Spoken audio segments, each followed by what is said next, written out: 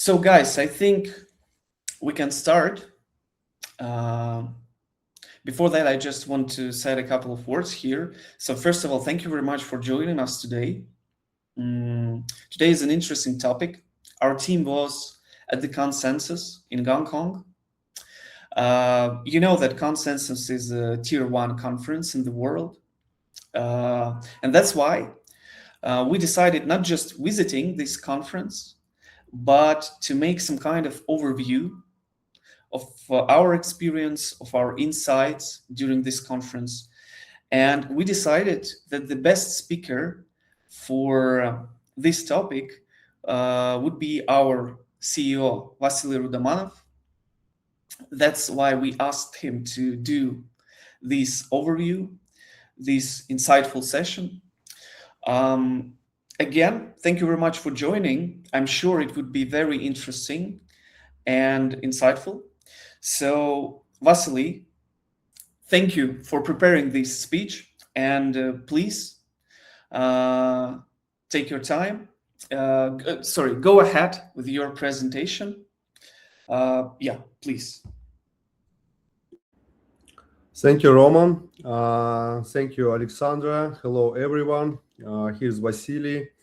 I'm from GetBlock, and I have a pleasure to meet a lot of people during Consensus conference in Hong Kong. It is annual conference in Hong Kong and annual in Miami. I have been in Hong Kong conference, and there were a lot of topics, a lot of speeches, a lot of insights. So I'm really pleasure to share what I got from last week.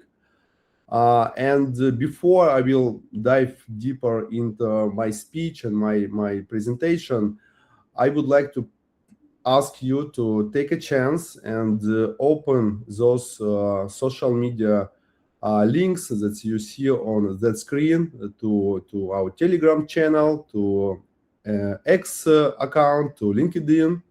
Not just because we would like to have more followers, that is also a case, but because we will use those channels to share more information that you will hear from me today.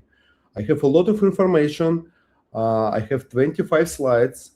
And definitely, I can't share everything that I would like to share with you during this hour.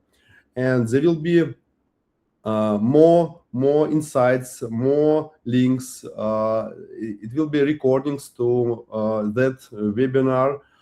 There will be slides. Almost each slide has a link that's proof that inside that I got. So you will get all those links that you can go after some projects or another and double check information to get into some details. So definitely please use this opportunity. Scan those QR codes right now on your mobile phone and you use your favorite social platform like LinkedIn or X or Telegram or all of them. Follow us and you will get a recording to this webinar, our slides, links, and much more in following days. So please sign up and let's go further. First of all, I would like to share some obvious information regarding Hong Kong because I believe that's important. The Consensus conference happening in Hong Kong, not just by some accident. Hong Kong has some historical context. It was like a place, a colony from one great country. Then it was it became part of another great country, moving from British Empire to China. Right now, it is a special administrative region of China, but definitely you know about that. That Hong Kong has different systems than China mainland. It has its own currency, own laws. To some extent, there is a separate government. it definitely there is some difference between China and Hong Kong in terms of import-export rules, capital flows, taxes regime, and so on and so forth. A lot of difference. So like basically it's as like independent country in terms of how you can make business inside Hong Kong, but yeah, politically and military, this is a part of China. But what is important, like that DNA of Hong Kong inherit from this British Empire. And in case if you know that China has capital controls and the centralized system, in Hong Kong it's not the case. Yeah, Hong Kong has free capital movement, common law, global financial standards, and it was historically used for trade settlement, managing how you can do some import business or export business. It has huge context in terms of asset management or cross-border capital routing. And what is really important, it has culture to protect investors and investment from foreign countries, from global world, and so on. And that is something that's shaped Hong Kong DNA. And it is about history, but today we are talking about digital assets. And this is just new form of money, new way how to make money, how to create money, how to use money, how to move money, and so on. And this historical context gives you feeling like how you can use digital assets, tokenized finance, cross-border digital payments, or institutional crypto and stablecoin adoptions nowadays in Hong Kong. And on conference itself, what is important, there was official statement from the head of Hong Kong, gentleman John Lee Ka-Chu, who delivered his speech to consensus participants about his vision how Hong Kong will be a hub for digital assets. John Lee underlined that historical role of Hong Kong in global finance and says that yes, Hong Kong has always been more than just financial center. It was operation for capital coordination hub, for management investment flows, for trade settlements and import-export operations, as I said before. And because Hong Kong built a reputation around investment protection and predictable financial rules, that trust now become foundation for new role for as a global capital for digital assets and for capital flows. And Hong Kong has clearly positioned trying to put himself as institutional gateway for digital capital in and out of Asia, not just for crypto trading, but for real financial infrastructures. And because the city historically acted as bridge between global finance and China economy, new way like digital assets now become new generation for the same role. And this is, very good sign like how we can treat Hong Kong nowadays in our domain, in crypto, in blockchain, in digital asset management. Speaking regarding consensus itself, like the conference, you see some data points here. A lot of participants, more than 10,000 from around the globe, like from many countries. Beside consensus that has 2 days as a term for duration, there was like a hackathon located in the same venue. It was multiple, hundreds of side events around consensus, and we at GetBlock had the opportunity to visit multiple side events, the conference itself, talk with developers, and everything that I would like to share with you came from my almost like personal speeches or listen to keynote speakers from conference and from different side events. And what is also what I would like to underline that there's multiple Web3 conferences happening around. And me personally visited 4 different Devcon and DevConnect conference, which is like flagship conference from Ethereum Foundation.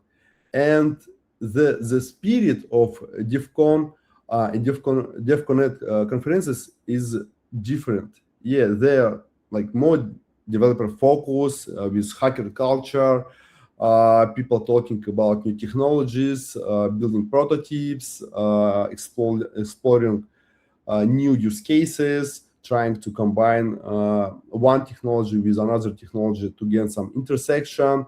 And like core vibes of Devcon and DevConnect is like when builders talking to builders, they're doing some experimentation, share some very early ideas, as I said, like doing research and building prototypes. And the main topics on those conferences are like about protocol architecture, some product design, about security, cybersecurity, audits, of course, like about zero knowledge and cryptography, how to build artificial intelligence and connect it to Web3. And all of this, of course, have some typical audience like developers, hackers, builders, researchers, early stage founders, and so on. And consensus we can compare with Token 2049 conference that has a little bit different spirit, because those conferences like consensus are about capital, money, and digital assets. And core vibes is to discuss how we can use money in new form, how we can provide different services around capital. There is a lot of talks about regulation, adoption, how to bring new users into crypto ecosystem. And of course, a lot of talks about institutional access to crypto, about how to allocate capital to the digital assets, to treasuries, to new way how to make money in terms of lending, borrowing, different DeFi services and products, or to how to manage digital asset treasuries, how to provide custody, how to follow compliance, how to work with regulators, how to do staking, provide some yield strategies, and so on. And of course, all of those topics are for such audience like to funds, to institutions, to treasuries, to policymakers, and for different executives from different companies. This is like difference of those spirits of conference, and this is really important to understand, like when we giving you insights after this consensus event. And I would like to start with like the very first specific topic I heard during conference. This is exactly about adoption by government, by Hong Kong government, because there was delivered that there is some special law called Stablecoins Ordinance that was already forced from last year, and it was like proposed to different companies to apply for licenses to operate with stablecoins, and there is a lot of licenses already under review by Hong Kong Monetary Authority, and literally those weeks there is a new companies will get licenses for stablecoins, and like you can operate with stablecoins in Hong Kong absolutely legally, and filing your tax filing and working with your customers, like collecting stablecoins from that in the same way as fiat money.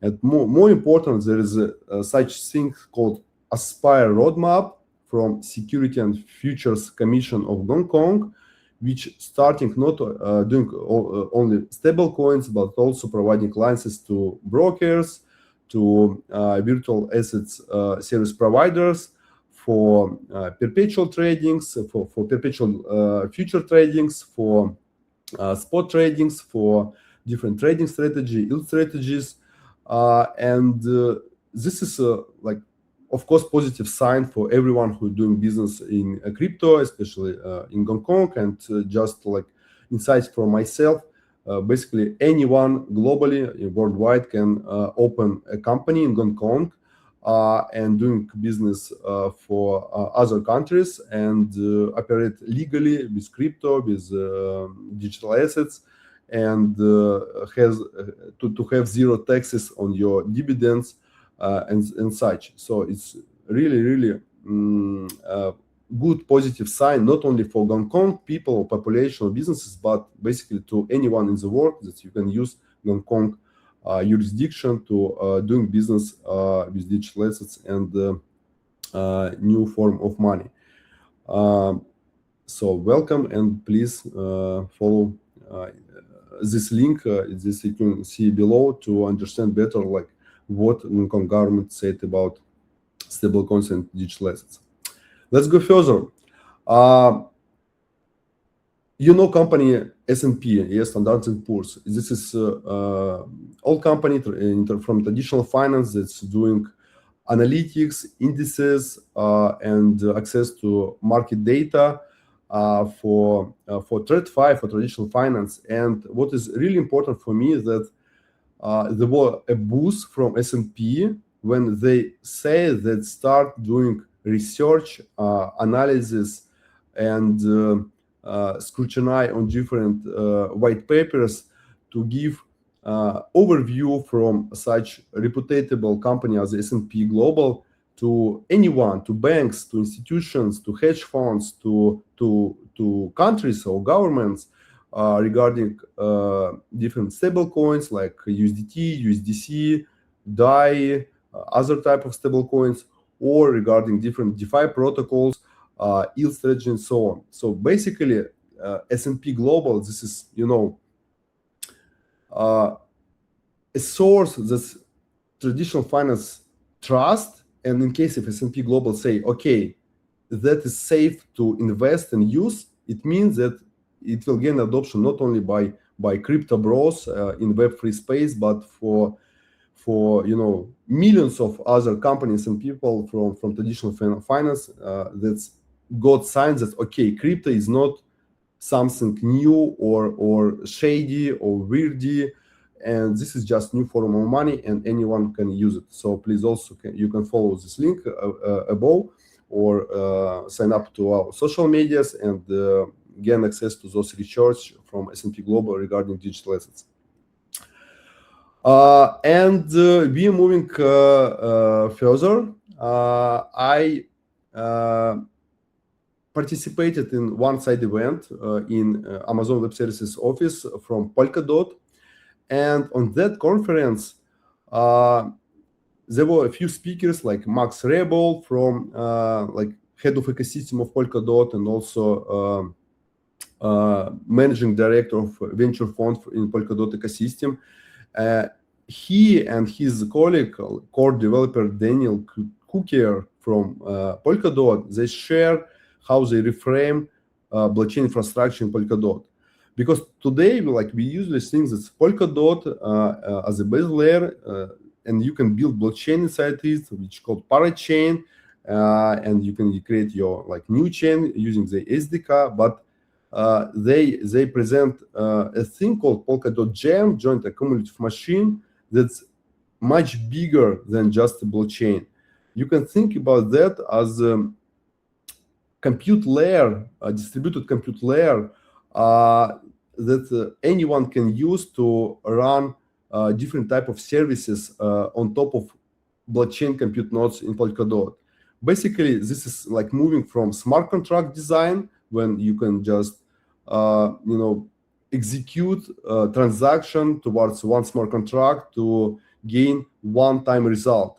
But instead of that, JAM introduced services this is like application like software that can have storage, CPU, memory, and running continuously on subset of validator to provide the same service that we gain from Amazon Web Services. Basically, you can run your web server or backend for your AI agent on those Polkadot JAM compute nodes, and that server will run like forever, continuously, unless you stop it. And this is huge move from what we have right now in Polkadot to new design, to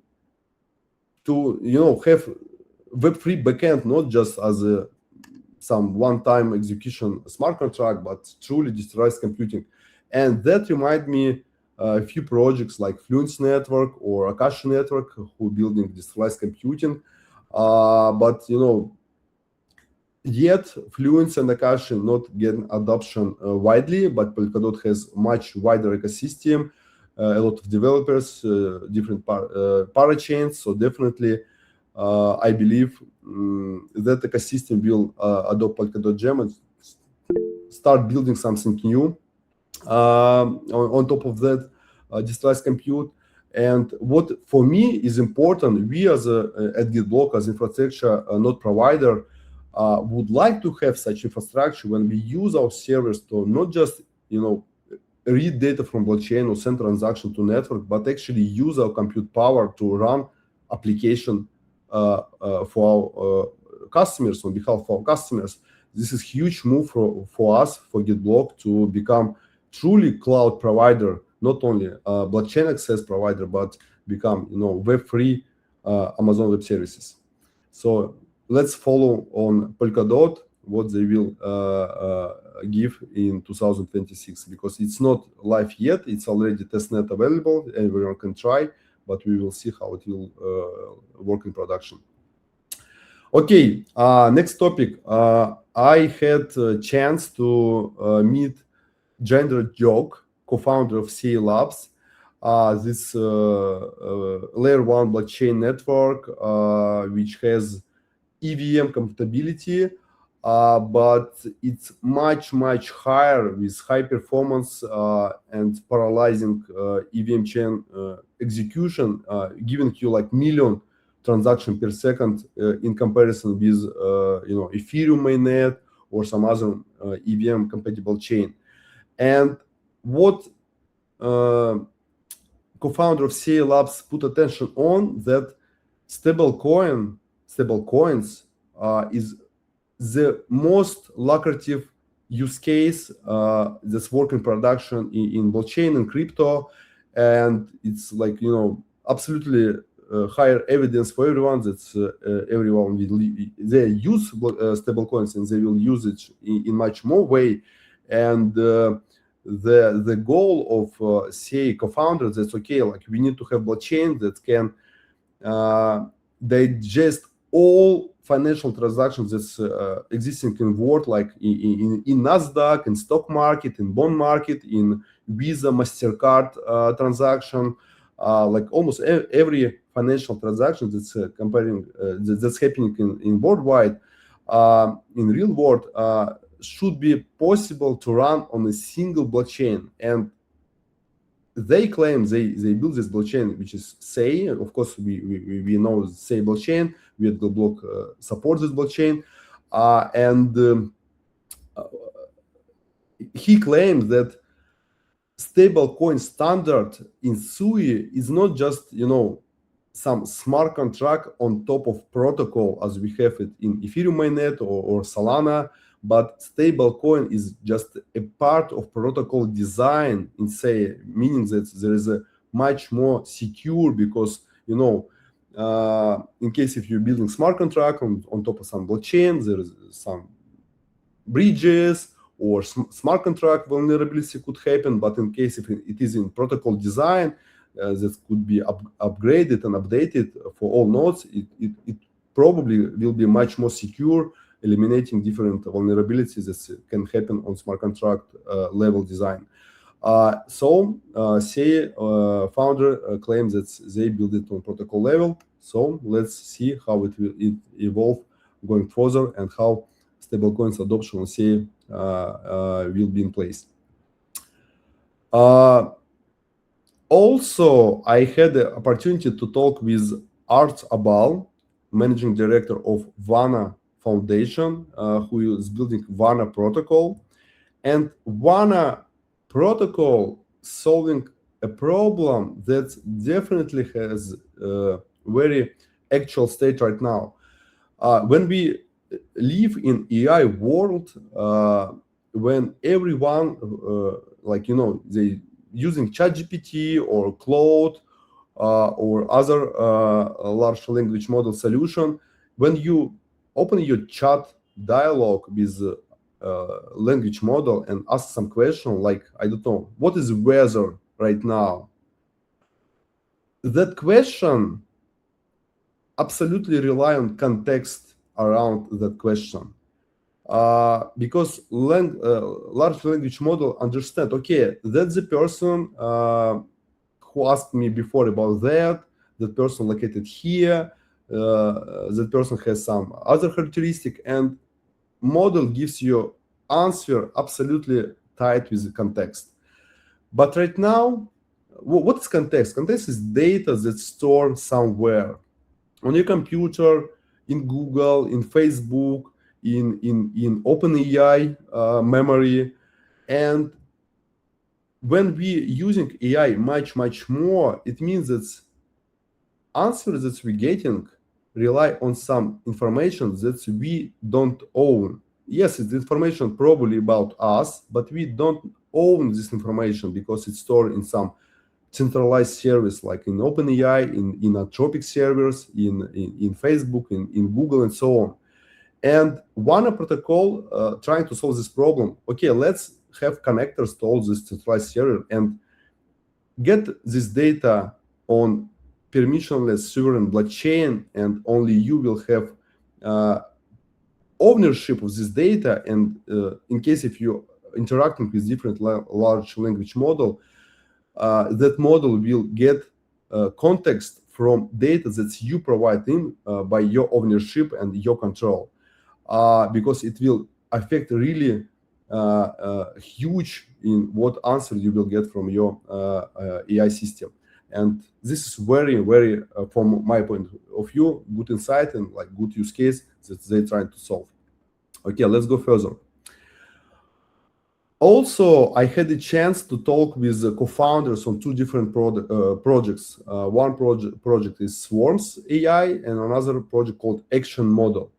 And those guys, they talking about what? Like when ChatGPT or OpenAI produce and present the ChatGPT product, at the initial state, basically what you can do, you can ask question and get answer, and nothing on the top. Of course, then it's like start integrating with different coding environments, so you can write a code, or you can build your presentation, or build some text for your landing page. But this is like question and answer. And those guys start building new type of models that's giving you not answer but action, and they call it large action models, not giving you text answer which can be read by human or can be read by your developer environment, but give you action like please do that, please run this file, not please or like as to human, but just run this file, execute that, gain this data, do computation on this data, and so on.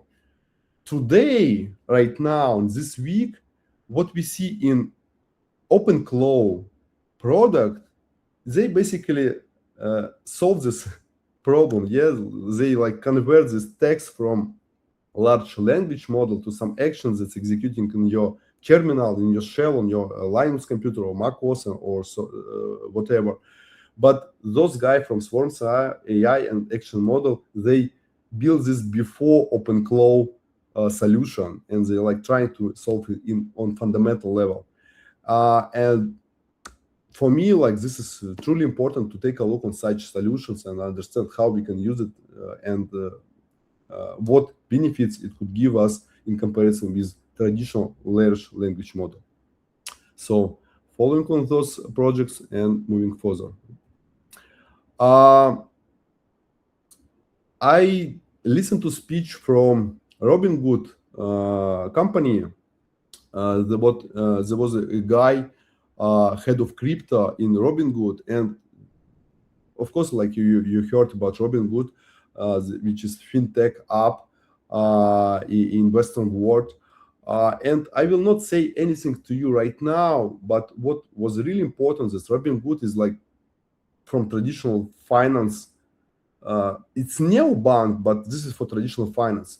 And head of crypto of Robinhood says how much work they have done and like still been doing in terms of building privacy, security around crypto inside Robinhood application, to follow compliance, to make sure that it's not some shady tokens, some scammy DeFi projects, or some, unbelievable airdrops.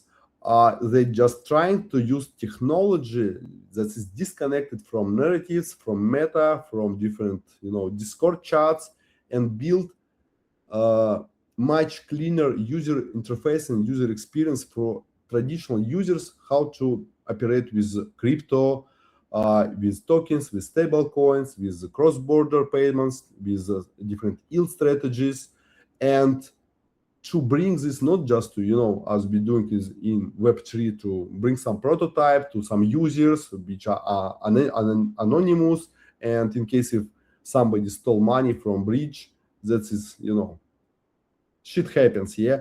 But Robinhood, they can't just, experiment and prototype. They need to follow some strict rules, and they trying to do that, building the Robinhood chain on top of Arbitrum stack, and giving this access to crypto to mass users.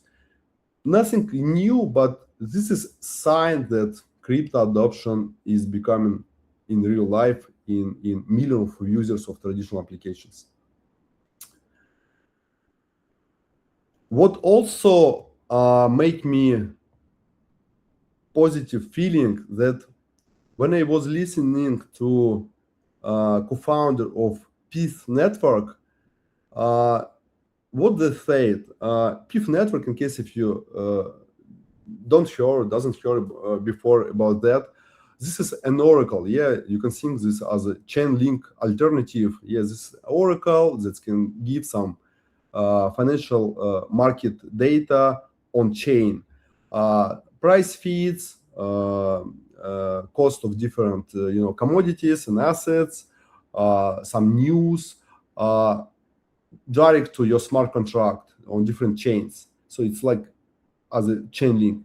But what Pyth network done, they connect those oracle not only to on-chain data or to different Web2 API, but they get access to data platforms that's used by institutions, by different equities, forex exchanges, commodities data platform, and provide this directly to Web3 smart contract users. And what is more important, it become much cheaper than legacy services. You can compare it to Bloomberg Terminal, which used, I don't know, like for 15 years or so in traditional finance in the West, to getting access to like news or price feeds, what is happening on financial market. But Pyth network provide you product Pyth Pro, which give you the same data much faster, much more reliable, and 10x cheaper than Bloomberg Terminal. And this is somehow game changer for those who working with traditional finance data on chain. So also following on Pyth Pro, what they will give to users in crypto. And what is also make me, fun to some extent, there is a company, maybe you have heard about that, called Volt Liberty Financial. this is company established by Trump family. Yeah, Donald Trump, U.S. president, his son Eric Trump, they friends and partners from Trump family network. They built this company purely adopted to crypto use cases, adoptions, and product and services. And I'm not like here to shield or promote World Liberty Finance.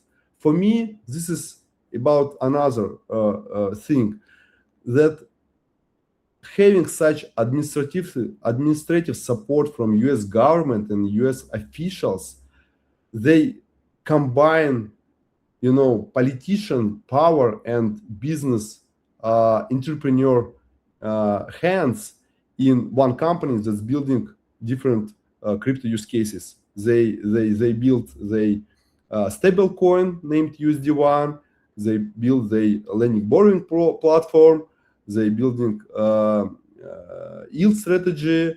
They building B2C retail application to work with crypto. So like they're trying to serve multiple use cases happening in crypto finance from one company. And with such administrative support, they quite successful in that because like liquidity coming to their product is amazing, like in such short period of time. Of course, because they have popularity and administrative support. So for me, it's just some sign what we can, follow, take a look, understand that they're already doing that business. So in case if you're not doing yet a business in Web3 and fintech, maybe it's a time.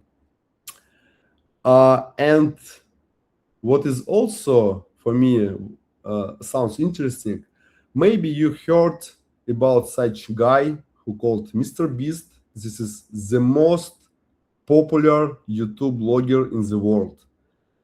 He has enormous YouTube followers, like I don't know, few hundred millions of YouTube followers in MrBeast, several channels. Yeah, he's starting probably. I don't know. I'm not a fan of MrBeast. I never seen his videos, but probably yeah, he started from for like 10 years ago or something, from different let's play, different challenges and such. The guy itself become more mature and adult, and his audience also become mature and adult, and like he's rich guy because he make his money on advertising on YouTube. So just recently, like maybe 1 week before consensus, MrBeast, that guy, said in his ex Twitter account that he acquired a financial app called Step. This is the United States market financial app for generation alpha, for like young people, for students, for school persons, and he invested money in future finance. He invested like his revenue from other businesses to fintech apps to gain adoption from young people to use those apps and to basically grew this audience together to next level to provide digital assets, DeFi strategies, yield strategies to young generation. And this is also a good sign of mass adoption in crypto. What also made me excited when I not first time listened to speech of Tom Lee, who is a co-founder of Fundstrat or BitMine companies, which is digital asset treasure company, the same as MicroStrategy of Michael Saylor.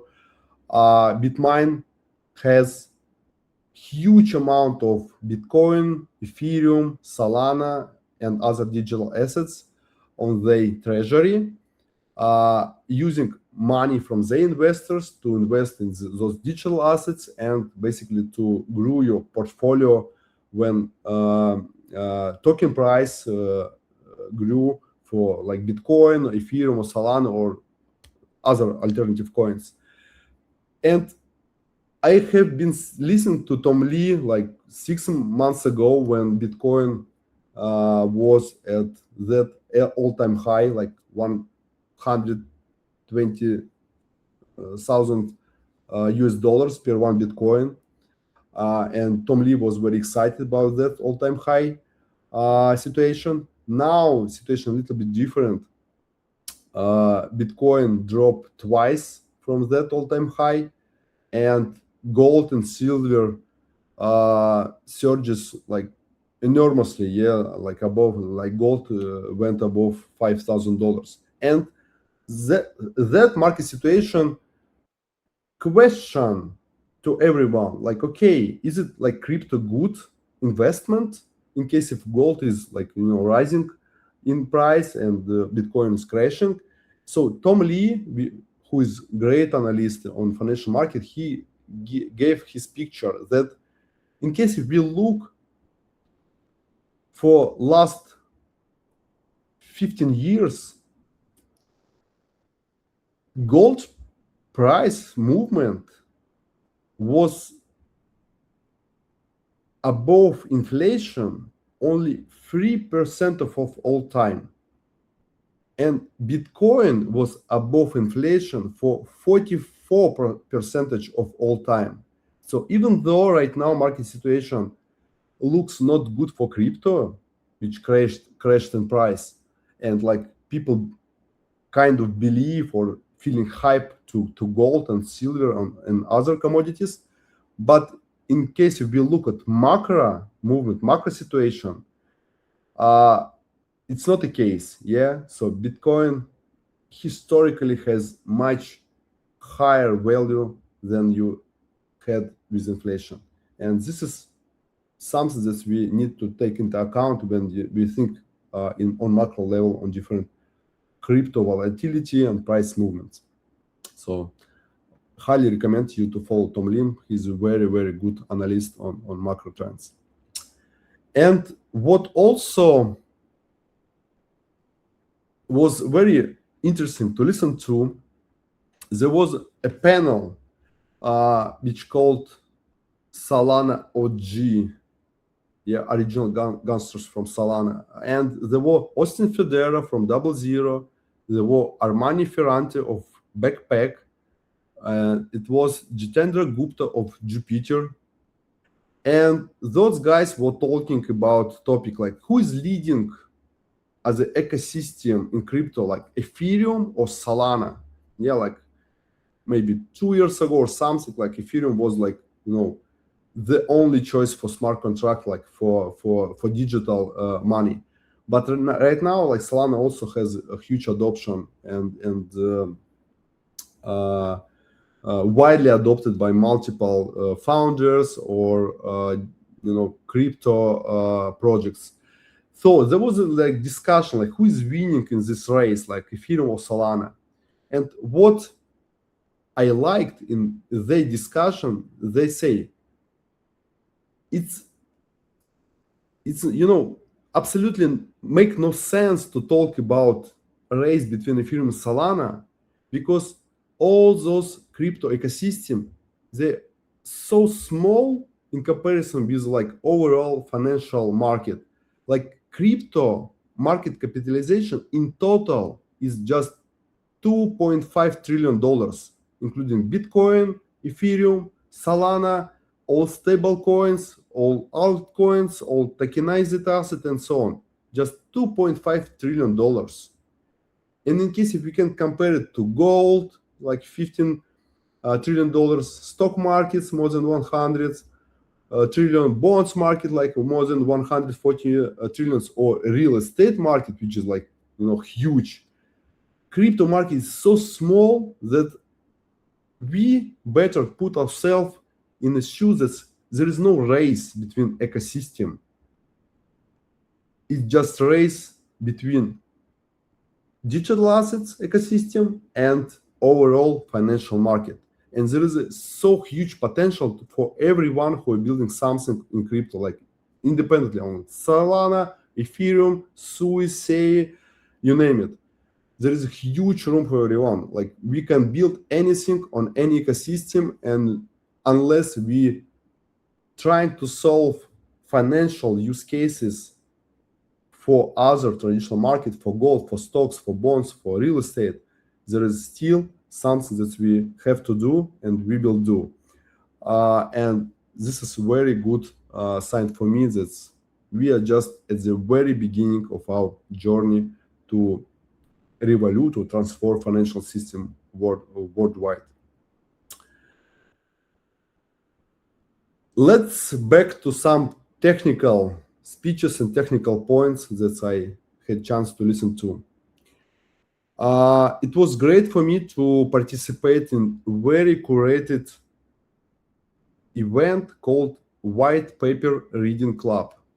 I'm really fan of such events because it's very small number of participants with great technical background who gather together literally like over one table, like maybe 6 or 8 people or maximum 10 people, and reading white paper of some protocol or some Ethereum improvement proposal or some DeFi protocol, and talking about, okay, like what this white paper says, like what technical solution this protocol would like to present, like how we will implement this in technologies, in software, in infrastructure. And that specific white paper reading club was dedicated to Ethereum Hegota upgrade, which will happen later this year. And in this upgrade, there could be multiple Ethereum improvement proposals, EIPs, but we talk about 3 of them.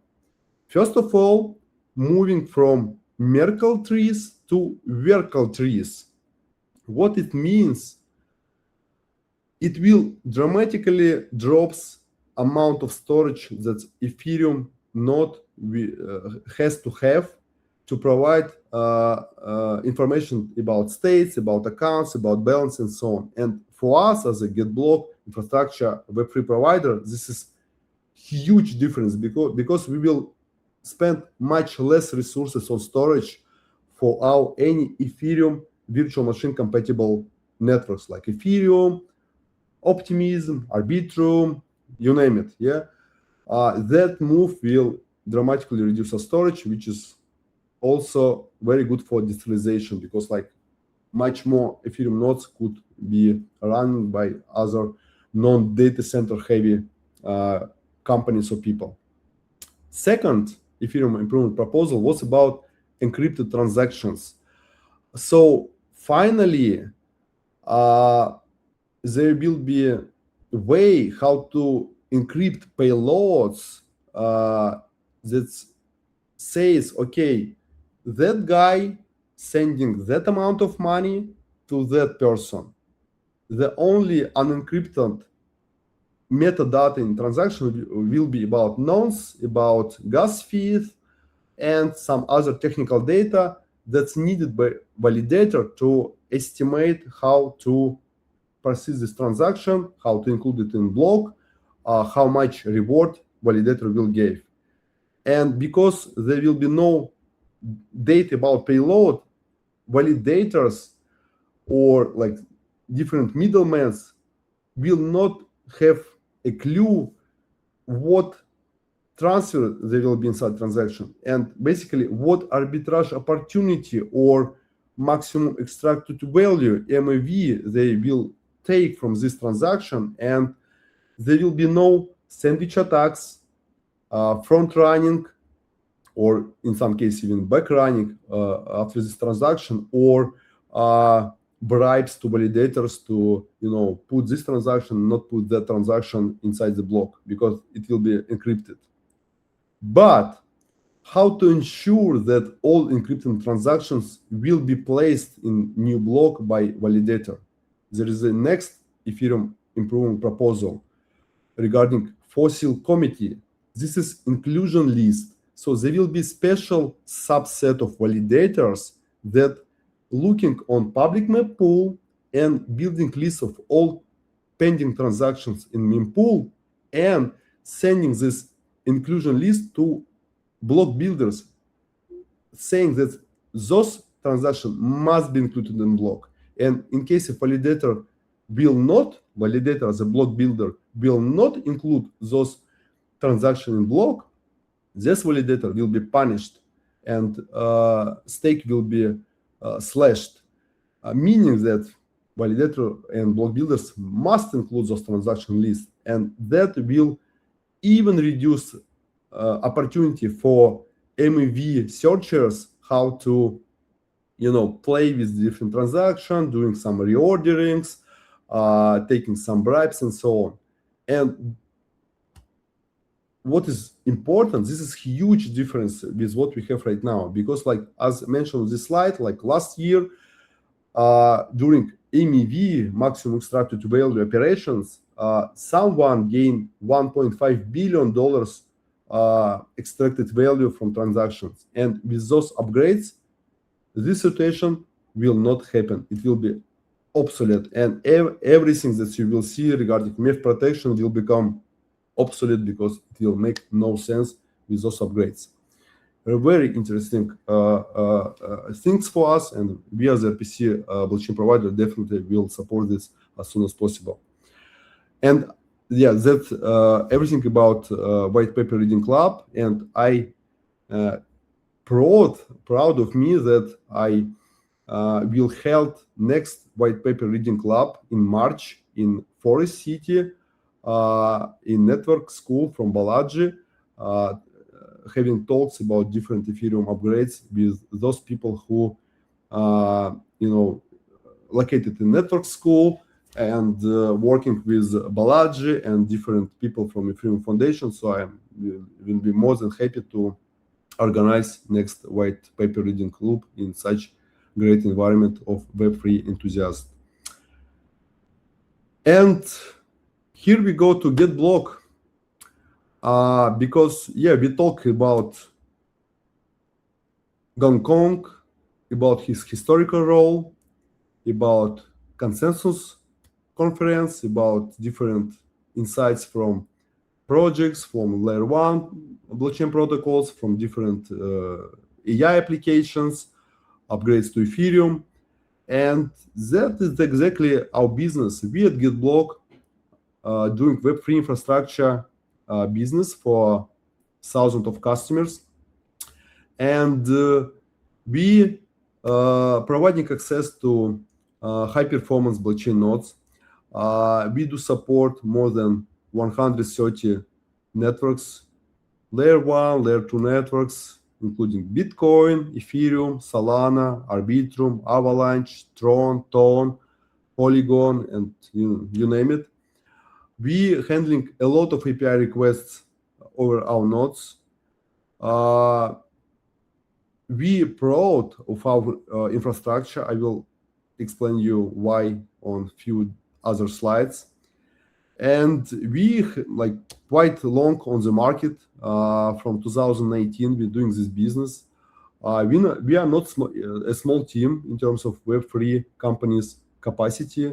We have more than 60 people, and 4 of them have scientific degrees in computer engineering and science. And we use all this, our power to serve centralized exchanges, decentralized exchanges, crypto wallets, analytics platforms, and of course, everything in between for smart contract developers. We also work directly with layer 1, layer 2 blockchains as infrastructure partner to run validator nodes for them, to provide public RPC endpoints, or to build indexing services for new or existing chains. What is more important, we know how to build ultra low latency blockchain infrastructure, which is really important for high frequency traders, for market makers, or different trading bots and algorithmic trading firms. And what we even proud of that in 2026, we know how to build infrastructure for AI trading models. We can provide on-chain data that's analyzed, refined, prepared, and curated in algorithmic way from blockchains, from DEXs, and from different DeFi protocols to your AI models to train them how to predict market volatility, market price movements, and to operate for trading transactions. We can run this infrastructure on our side, or we can support you to give you access to our data from your infrastructure. And this is truly important for quant traders, for different funds, and systematic hedge funds. Let's go a little bit deeper inside what we have. As I said, we support a lot of chains. Basically, I believe you can't name chains that we are not supporting right now. And we added more than 80 chains in less than 1 year. And we will support other chains that is happening on market right now, and we will add new chains as soon as possible in case if there is a case and demand for those chains. You can try by yourself, just open GetBlock website and our platform and try to find any chains that you want. And in case if there is no such chain yet, probably we are already working on adding this chain to our platform. We operate our infrastructure from 3 global locations. We have data centers in New York to serve American market, in Frankfurt to serve European market, and in Singapore to serve Asian market. We have huge amount of bare metal service, more than 500 to serve our customers, and we expanding our infrastructure even further. We will have new locations in United States, probably in Latin America, and definitely as soon as it will be demand in Middle East and Africa. And why we proud of our infrastructure? I would like to say thank you to all our engineers and our engineering team, because we made it possible. In Europe, our Solana nodes show results which is much faster than our competitors. And this is not our words. This chart from independent auditor company called Compare Nodes. They're comparing more than 200 different blockchain providers, and that company said that GetBlock Solana node in Europe has lowest latency in comparison with any other competitor. So in case if you're building something on Solana, you would like to get data from Solana network as soon as possible, definitely you will choose GetBlock for that. Besides Solana, we're also proud of what we done for Binance Smart Chain. Again, Compare nodes show that in North America, GetBlock node shows the lowest latency in comparison with any other competitors. And we will try to do this for other chains as well, but we are already proud of what we done for BC and for Solana. In case if you will dive deeper a little bit about Solana, we have premium solutions for Solana ecosystem. First of all, we built what we called Stream First. This is Yellowstone gRPC plugin, which was enhanced and empowered by our team, which will give you additional latency reduction in comparison with vanilla Yellowstone gRPC plugin that everyone using Solana ecosystem to stream data from Solana network towards your backend software, your services, your trading bots, when you would like to understand as soon as possible what happened on chain and how to adjust your trading strategy for your trading bots, for your quants, algorithms, and such. But what is more important, when you as a trader get data from Solana networks as soon as possible and adjust your trading strategy, you would like to execute your trading decision on chain. And for that, you need to land your transaction as soon as possible on chain, on Solana network. And for that, we giving you a product called Solana GetBlock Land First. This is a way how to send transaction to GetBlock node to ensure that transaction will be received by Solana validators as soon as possible and included in less than 1 second in 3 or 4 different cases. So in case if you would like to be faster than your trading competitors, use Land First to send transaction over GetBlock. What is more important, of course, we combine Stream First and Land First, 2 different products for receiving data and sending data over Solana network in one single solution, which we called Trade First. This is Solana dedicated node from GetBlock with 2 optimized components, Stream First and Land First, to get data as soon as possible and send transaction as soon as possible. So please choose this in case if you would like to get full turnkey infrastructure for Solana from GetBlock. And of course, in case if you're doing trading on Solana, you would like to backtest your trading strategy. You would like to understand what happened while ago on Solana network, to understand what transactions have been made, who sent what price feed has happened on Solana, basically to get access to historical data. And for that, we have product called Index First. Then you can use as SDK for your ETL pipelines to get access to historical data on Solana network and integrate it with your trade solutions and use even though for machine learning integration. This is our Solana premium products from GetBlock. This is the very last slide from me. I almost fit in timing. Again, to highlight different GetBlock core services, we provide high-performance RPC nodes for multiple companies in different use cases. We supporting layer 1, layer 2 blockchains as an infrastructure partner to run validators, public RPC endpoints, or indexing services. We know how to build ultra-low latency infrastructure in case if you're doing trading on chain. And in case if you really would like to change the way how to do algorithmic trading and train your AI models on on-chain data, we can provide infrastructure for that. To send you features for trading models, to train your models, or to execute your trading decision that's trading model decide. This is what we do for different companies in different use cases.